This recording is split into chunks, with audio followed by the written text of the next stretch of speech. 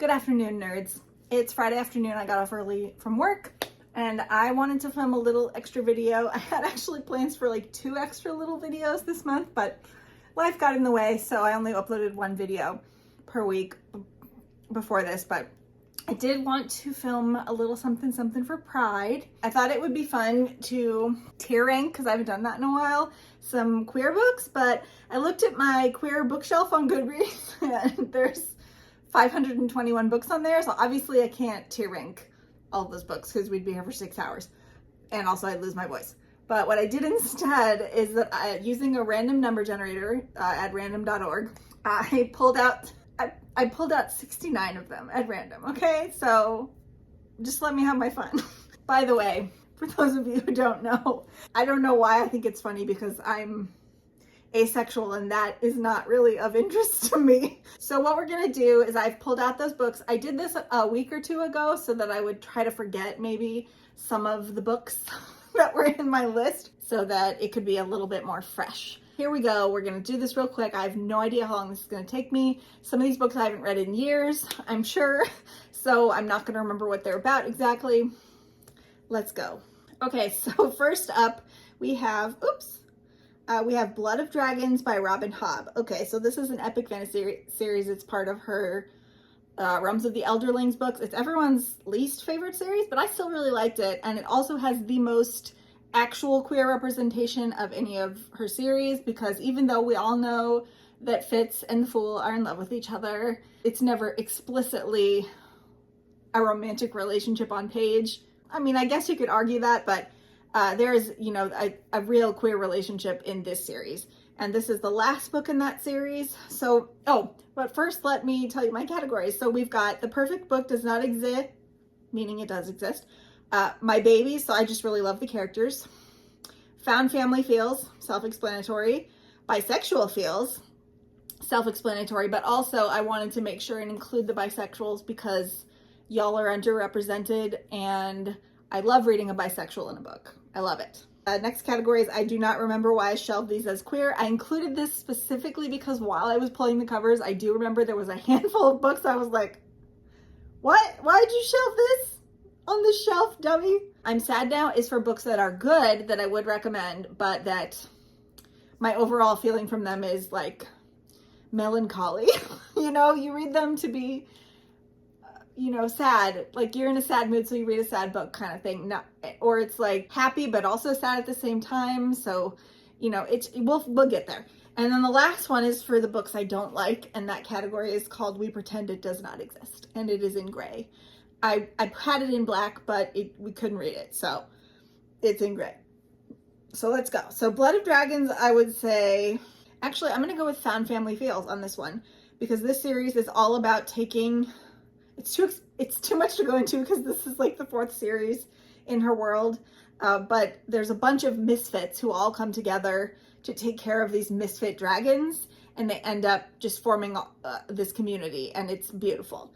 It's also a little bit torturous emotionally, just like all of her books, but overall, you know, Found Family is a pretty big, actually, it's a pretty big vibe. Okay, next up, I'm really glad that I pulled this one. I probably would have been sad if it wasn't here, because asexuals are even more underrepresented than the bisexuals, and this book is entirely about asexuals, and that's Ace by Angela Chen. Crap, all the rest of these are fiction, so I didn't think about this. So I guess I'll put it in The Perfect Book Does Not Exist. Wait, no. I'm gonna put it in My Babies. And it's not because there's characters in here, but she explores all different facets of asexuality, and she like gets rid of certain myths about being ace and all this other stuff, but throughout she tells real life stories from real life people, and you just feel so compassionate for them, or at least I did while I was reading. So I'll put it in My Babies. Okay, next up is Ancillary Sword. So the world of this series is generally very queer normative, mostly because you don't know what gender people are, because the culture that it takes place in is not one that distinguishes gender. And if you're coming into it, like, they just call everyone she because it doesn't matter to them. So, but reading between the lines, you can tell that it's a very queer normative society. But in terms of this one, I'm also going to put it in Oh no, you know what? I'm gonna put it in Found Family Feels, because the main character, Breck, she used to be an artificial intelligence who was a full ship, and then she had these ancillary bodies that she could project her consciousness into, and then the ship was destroyed, and all of her ancillary bodies except one was destroyed. So she's stuck in this human body, and the series basically follows her from being alone and unsure of herself to having this like group of people who love her at the end and who she takes care of, and they take care of her. So no, we're gonna go with Found Family Feels. Arrows of the Queen. I probably shouldn't have shelved this one as LGBTQIA, which is the name of my shelf on Goodreads. You know what? I think the reason I did, normally I only shelve a book as on that shelf if the main characters are queer in some way. It's secondary / even maybe tertiary characters who are queer in this book, but it was written in the 90s. So it was like way ahead of its time. And she also, the second book in this series, the Valdemar series, the second series in this overall universe that she writes in, is very queer because the main character is gay in that one. So I think that's why I shelved it, because it was so like formative. So we're gonna put this, I don't know, I didn't pick a category for this one. Oops. I should have just done general category. Actually, I'm gonna do that right now because I don't want to shove it into a category that it doesn't belong in. Oh, I think it's gonna storm. There we go. General queerness. That's probably a good category to have anyway. So we're gonna put Arrows of the Queen in general queerness. Okay. Next one is Authenticity Project by Claire Pooley. I will be honest, I do not remember why I shelved this one. I think I could probably guess there was one character in it who was kind of flamboyant, but I think I might be wrong also. So I'm just gonna put it in, I do not remember why I shelved, oops, I put that in the wrong one. I do not remember why I shelved that as queer. It was a meh book anyway. The Awakened Kingdoms by N.K. Jemisin. This is a little novella that goes along with her first series, The 100,000 Kingdoms. What is that, the name of the series, or is that just the first book? Can't remember, but it was good. I gave this 5 stars and it just made me laugh. It was cute. It's about a newborn baby god and their feelings and thoughts. So I would call this my babies because I love the character. Now we've got Bitch Planet, Volume 1 by Matt Fraction. This is a very strange comic about women who are, it's like a dystopian society where basically the men's rights activists have won, and feminists and activists and anyone who is queer or strange or not normal basically is sent to this prison planet. They nickname it Bitch Planet, and they fight. So this is actually what I thought Chain Gang All-Stars was going to be like. So I went into that book with a little bit of skewed expectations. Bitch Planet is much funnier than Chain Gang All-Stars. And I'm still sad there's only 2 volumes. But he's stopped writing it. Oh wait, it's not Matt Fraction. It's Matt Fraction's wife. I think they're still married. They were married when she wrote this. This is Kelly Sue DeConnick. Sorry, Kelly. We're gonna put this in general queerness. See, I'm very glad I added that category. Boyfriend material. This one is going in my babies because I just love the characters, and Alexis Hall is always a good funny time. You're gonna see him a lot in here. I remember at least 2 or 3 of his books made it. Okay, next up is, oh shoot, what's this one called? My Brother's Husband, Volume 1. So this is a manga. I can't read the author's name, it's too small, but it's about, basically, it takes on homophobia in Japan, and it's about, I don't know if you probably can't see, but there's a white man, he's American, and he's very hairy and large, and then there is a Japanese man and his daughter, and the Japanese man had a twin brother, and they were estranged, and it turns out that the brother has died, and he was married to this man who decides to come visit. So this family has to like basically set aside their preconceptions of what a gay person is, and the brother has to come to terms with his brother's death and his queerness and all that stuff. It was very wholesome. So I'm gonna put this in, I'm gonna put it in Found Family Feels because the brother's husband sort of inserts himself as a family member into the family. Next up is a cute little queer hockey comic called Check Please, and we're just gonna call this one General Queerness. Very cute series. Cleat Cute by Meryl Wilsner. I'm not a fan really of Meryl Wilsner, but this book was fine. I just don't think I'm going to read any more of their stuff because I really did not like their first book, and I read this one as like a second shot, and it was just fine. Like I needed it to be great for me to continue reading from them, and it wasn't. So we're going to put Cleat Cute in general queerness. Next up is Delilah Green Doesn't Care. I love this book mostly because I love Delilah. She's one of my favorite characters. So we're going to put her in my babies, even though it's really just Delilah that is my baby. But it fits. It's fine. Although we could actually, I think it's more accurate to put this in bisexual feels, now that I think about it. Because it really doesn't feel fair to the rest of the characters since I don't love them like I love Delilah to put it in my babies. So we're going to put it in bisexual feels because Claire, the love interest, is bisexual. And there's at least one or two other bisexuals in that series as well. So, but this is the best one. Just FYI. Oh boy, I forgot this one made it. Oh shit. Okay, so I'm not going to go into the drama, but this is going straight to We Pretend It Does Not Exist, which is sort of ironic because the internet pretends it doesn't exist now. So this author was sort of an up-and-coming queer male-male romance author.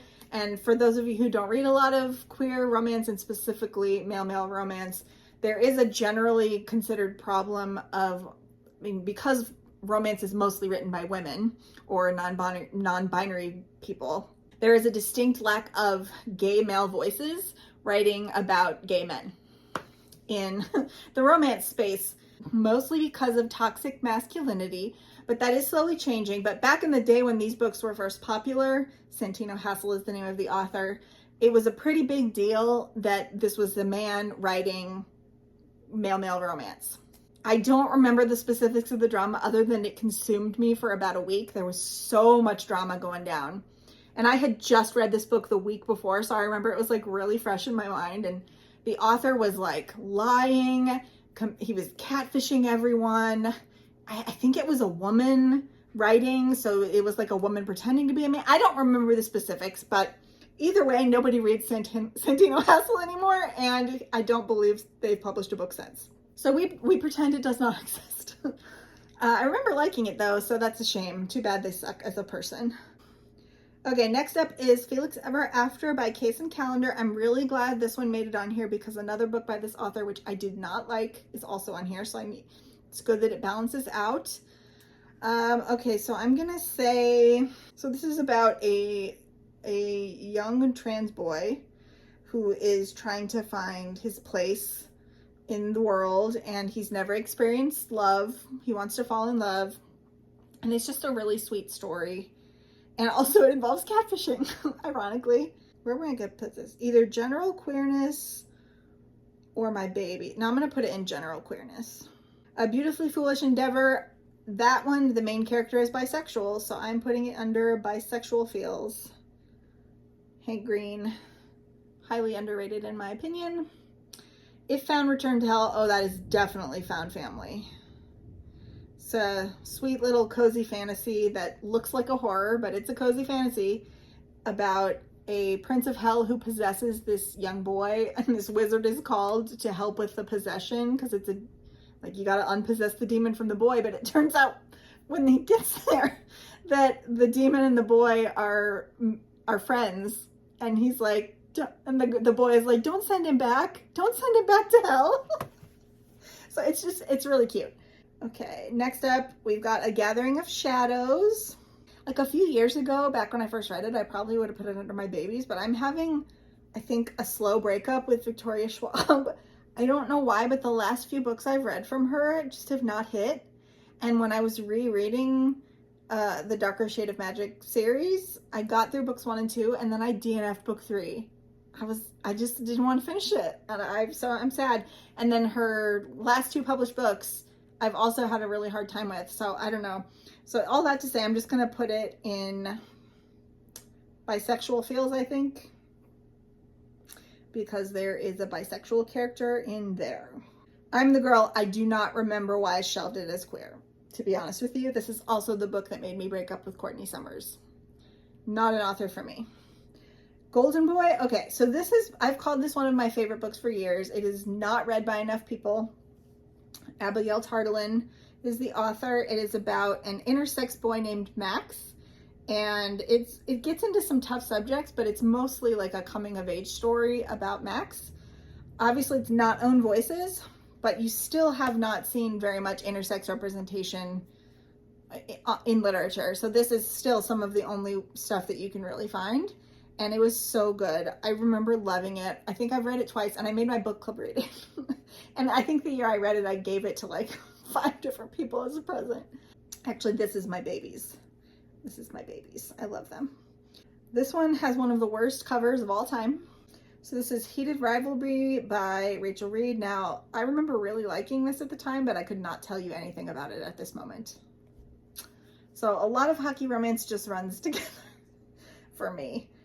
But I know this is a series lots of people love. I never made it past book 2 just because there's so many books. Like, I should go and read the rest of them. I think I have book 4 on my Kindle. Not positive. But this one is going to go under general queerness. This one is bad. So bad. I don't remember why I got it on my radar, but when I actually read it, it's His Inconvenient Husband, I think, by Robin Covington. It was awful. It was just not well written. Not good characters. Not good character dynamics. Okay, so Honey Girl. This is a book that I liked at the time I read it, but it is just soured in my memory, and now I just kind of don't like it in my head anymore. Mostly to do with the main character's love interest, who annoys me a lot. It's not a romance either. It's more like a coming of age. But I don't want to pretend it doesn't exist, so I'm just going to stick it in general queerness. Oh wait, wait, hold on. I'm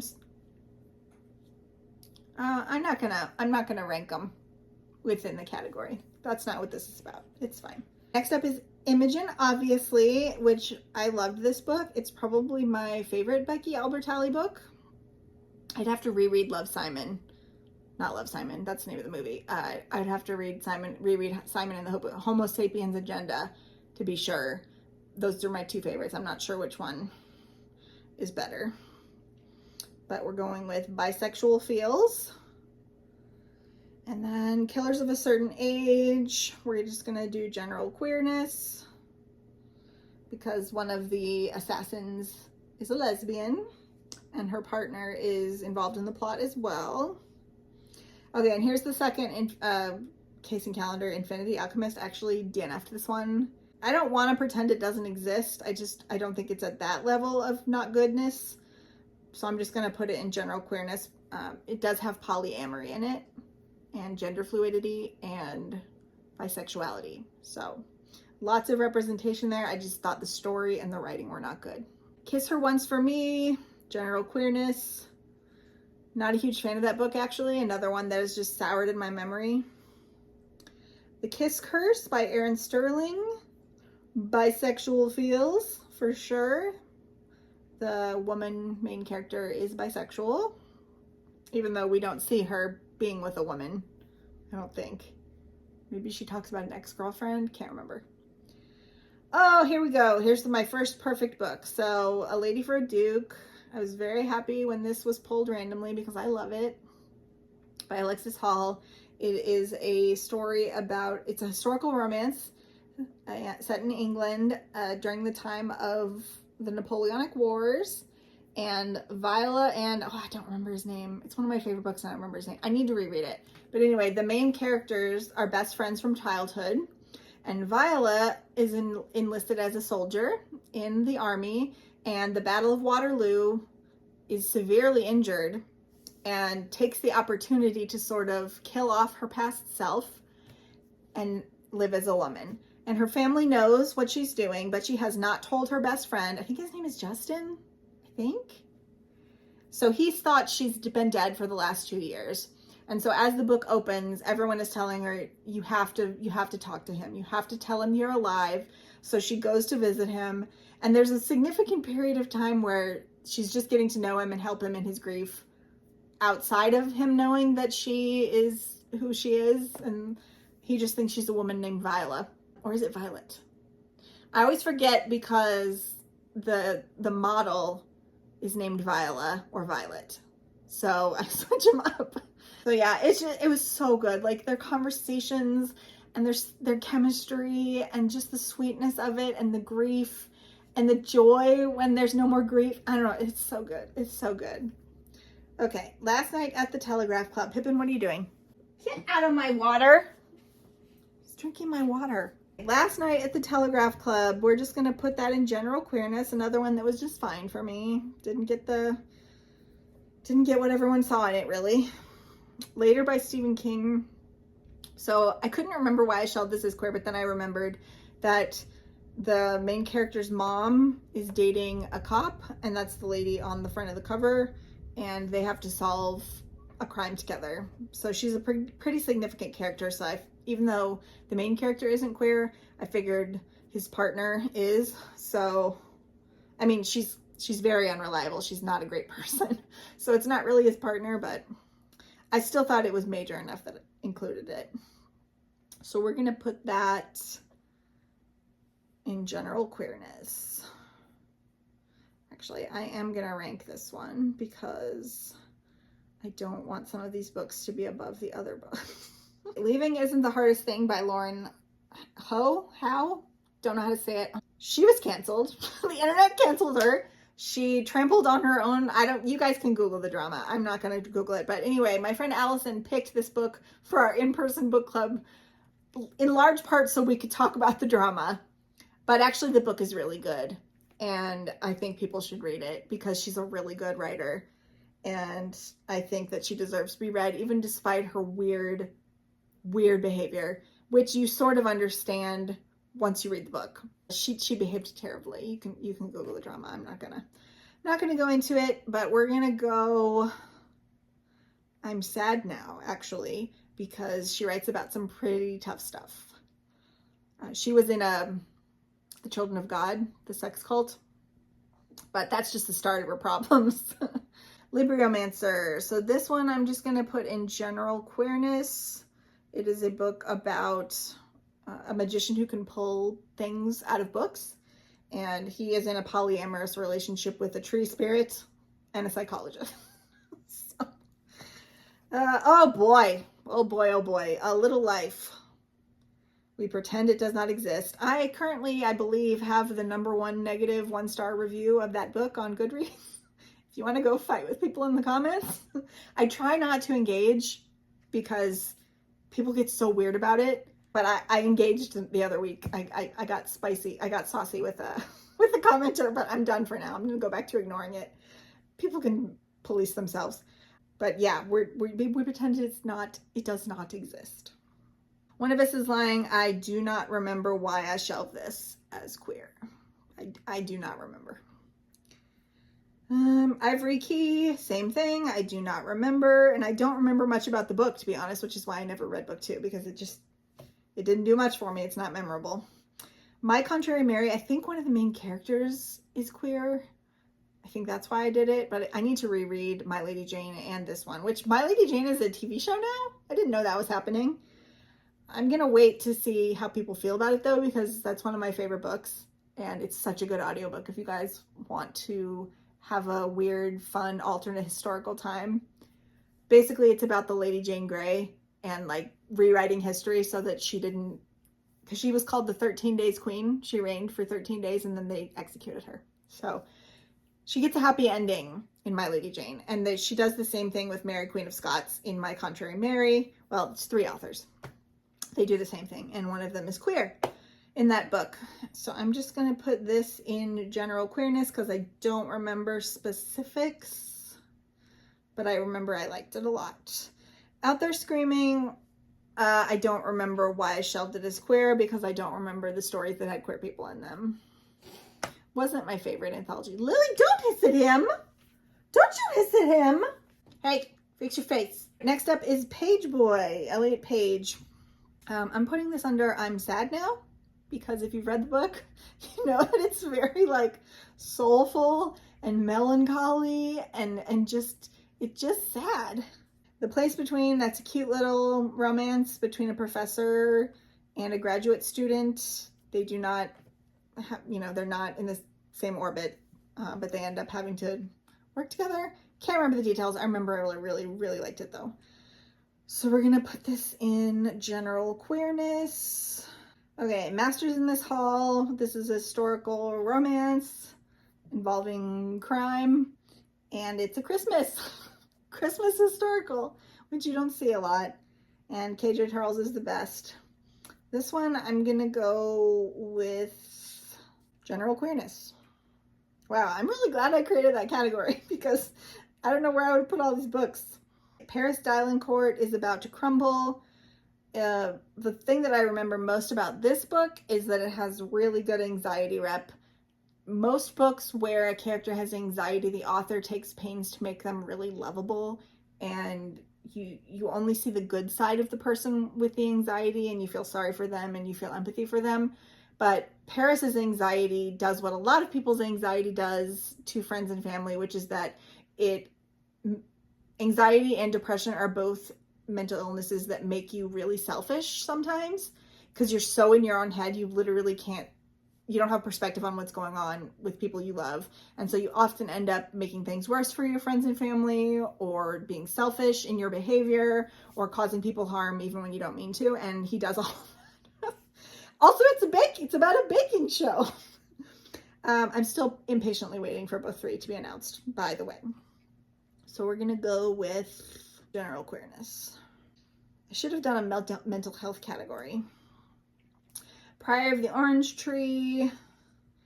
We are going with general queerness. Love this book. Actually, let's put it up here. Epic fantasy. Was a standalone, now is not, but you can read each book on its own, so I guess it kind of still is a standalone. Anyway, there's a sapphic romance at the heart of the book, and dragons. So Razorblade Tears by S.A. Cosby. This is sad. I'm sad now because it's about 2 homophobic parents who go on a revenge mission when their gay sons, who were married to each other, are murdered in a hate crime. Prince and the Dressmaker is a really cute graphic novel about a dressmaker and a prince, and the prince very much enjoys cross-dressing. I don't think he might be gender fluid. I bet it doesn't really, because it's a fantasy, so it doesn't really go into it, but he definitely enjoys dressing up as a pretty lady, and the dressmaker makes him dresses, and it's really cute. So we're gonna put this in general queerness. Psalm for the Wild-Built. Main character is non-binary, and it's just very lovely, and I'm going with my babies because I love them. Mosscap the Robot and Dex the Tea Monk. Red Scholar's Wake is a book I did not enjoy very much. It's got a lesbian artificial intelligence in a spaceship falling in love with a human. If you're into that, I didn't like it. I don't like Aliette de Bodard. Her writing is not for me. Role Playing by Kathy Yardley, definitely bisexual feels, because this is a book about middle-aged people. They're gamers, and he had a boyfriend in college and after college, and he was made to feel very invalid about his sexuality by his family for decades afterwards. He's 50-something now, and also he finds out that he's on the ACE spectrum. He's demisexual, and so a large part of the book is him coming to terms with that. And his romance with another middle-aged person is very adorable, and I loved it. So actually, we're going to put this up here because it's actually my favorite of all of those. Midnight Bargain, I do not remember why I shelved this as queer, but I loved the book. Should clearly reread it. That's probably the best book that I'm going to have in this category, because generally I remember books that I really like. I don't know why I don't remember who's queer in there. Maybe it was a mistake. Maybe I shouldn't have put it in there. We'll see. If you guys have recently read the Midnight Bargain, and you remember who's queer in there, please let me know in the comments. A Forbidden Rumspringa by Kira Andrews. This was a Kindle Unlimited read, so enough said there. You know, Amish, gayness, running away, that kind of thing. I got like halfway through book 2 and I was just gave up because I wasn't that interested. So that tells you the quality of this one. But we're going to put it in general queerness. Gentleman's Position. This is book 3 in a series. Book 2 is one of my favorite books. I kind of wish that one would have come up. It's a seditious affair. Yeah, Seditious Affair. Has one of the worst book covers I've ever seen in my entire life. And I really need them to recover these books because I want them. But I've reread that book so many times. But anyway, historical romance. Society of Queer Men. Blah. Oh, and it deals with lots of like class and historical issues. It's really interesting. I really liked it. Let's just put it in general queerness. Rule of Wolves. It would be spoilers for me to tell you why this is queer, so we're just going to put it in general queerness. No, we're going to put it here. She Who Became the Sun plays around with gender flipping a historical figure, and that historical figure is either trans or gender fluid or something. Like, obviously it's the 1300s in China, so there's no language for it, but it's definitely super effing queer. What's going on in there? Like, literally, like, children, cover your ears. Literally the only scene I've ever... I'm sorry. I can't put that on YouTube, can I? There's a certain act that one does with one's partner in bed that is not seen outside of porn or fan fiction. So it was the first time I read it in a published book, and I was like, oh. This is gonna go in my babies because I love them. Maybe that's a weird reaction, but I do, especially in the second book, He Who Drowned the World. It's a very cheerful book that I loved. Cheerful, not cheerful.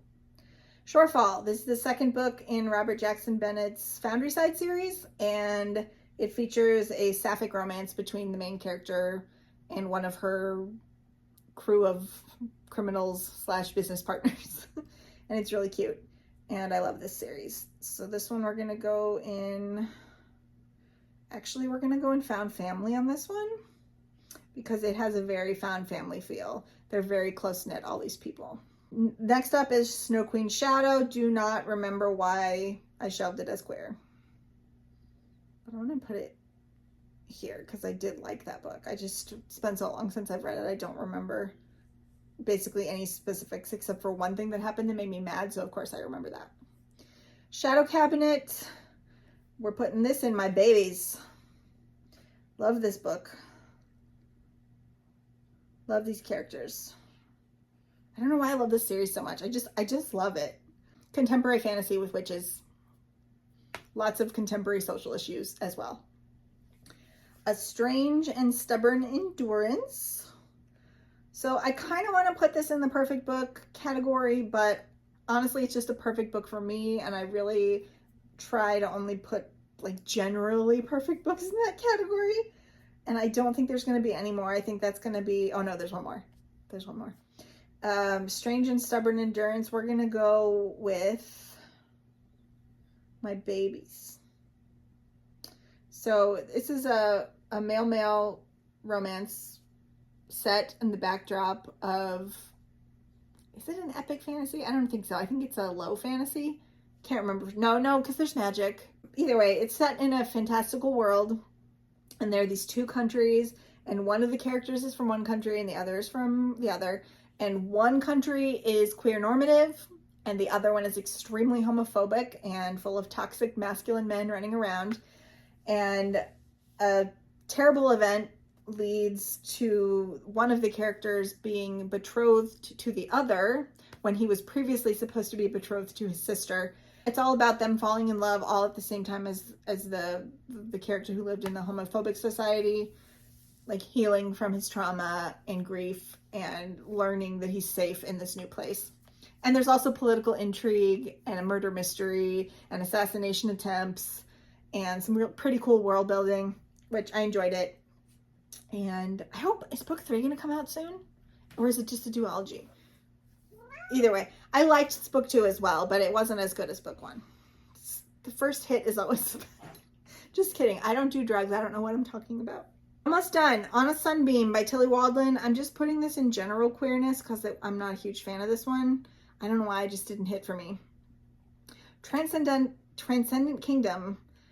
Also don't remember why this was queer, but I remember really liking it. So I guess I lied. These two books I really, really liked. Gave them both 4 stars, but I don't remember why they're queer.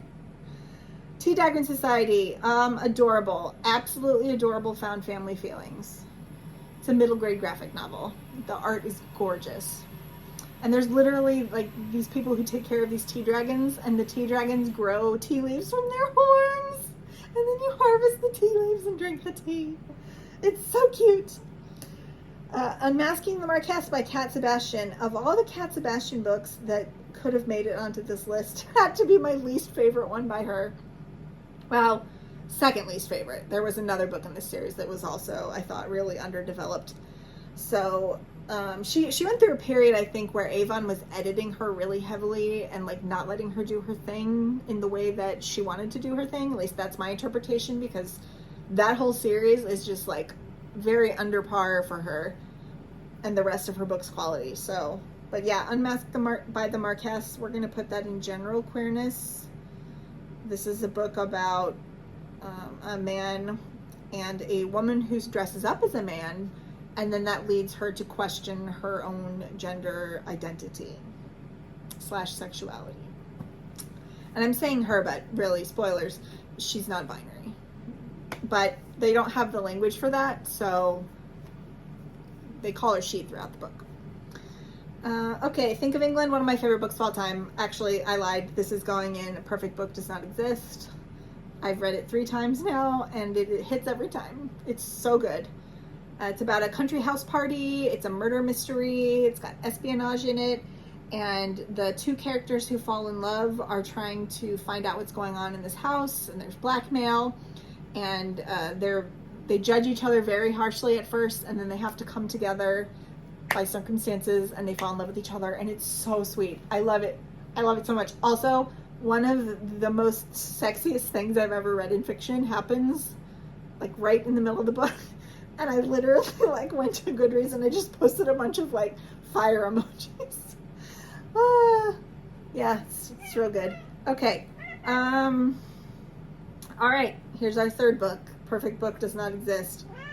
Warm Hands of Ghosts. I just read this year, and it was such a good book, you guys. I know everyone doesn't agree with me, but this is a book about World War I, but it is also a fantasy, and so it's historical fantasy, which is what Catherine Arden writes. And the main character is a nurse, and she is actually out of the war. She's back home, but an explosion, which is a real-life explosion, which actually another book on this list talked about this explosion. If you've read Page Boy, Elliot Page talks about the explosion of this ship in this harbor that changed a lot of things for this Canadian city. Was it Halifax? But anyway, it was a really big deal. And the main character is affected by that explosion as well. And things go from there. She ends up having to go back to the war. And her brother, who was a soldier, is reported missing, but she's mailed this mysterious package that makes her believe he's not actually dead.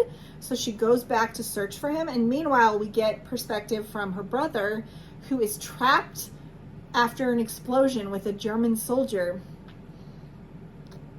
And their bits were my favorite. That's all I'll say. That's all I'll say. Just keep in mind it's queer. Okay, so I just spoiled it. It's whatever. Also, like, just the World War II stuff, the World War I stuff, like, I've learned about World War I before, and, like, people have straight up told me this is what happened in the trenches, but there was something about the way that we inhabit these characters' lives and their emotions that really just hit home how awful that war was and how terrible it must have been for those men. And we see in the reactions and the PTSD that pretty much every character in this book has PTSD from this war. So I don't know, it was just so good, and I highlighted so many things in the book, and I love it. I love it so much. If you guys haven't read this book yet, I can't even tell you enough times. Pippin is doing zoomies. Okay, you're very cute and weird. Anyway, Warm Hands of Ghosts. Okay, then we've got Wayward Son, which is actually my least favorite Rainbow Rowell book. So there we go. So we're just gonna put this in general queerness. I mean, I like it, but I like the first book in that series hits me so hard, and it's just very clear what she's doing, the purpose of that book. I kind of wish she hadn't continued it, but I did like the third book as an ending. So I'm glad we got that at least, but I kind of wish we would have skipped over Wayward Son because it hasn't clicked in my mind yet what the purpose of that book is yet. I don't know. Maybe I just don't like stories about people who feel lost and don't find their place. I don't know. I don't know how to explain it. It's fine. Let's move on. The Will to Battle, one of the trippiest, most intelligent science fiction series I've ever read. The world is very queer normative, but I do not remember specifically why I would have marked this one as queer. So we're going to put it there. If you want like a challenge, like a meaty book that you can just really sink your teeth into, highly recommend this series. It's Witness for the Dead. Okay, so this is a sweet little short novel. They're not novellas because they're over 200 pages, but they're short novels. And the last book is coming out, I think it's only going to be 3 books, next year. But this is the first in the series, Witness for the Dead. I'm putting it in I'm Sad Now because this is a book all about grief and mourning.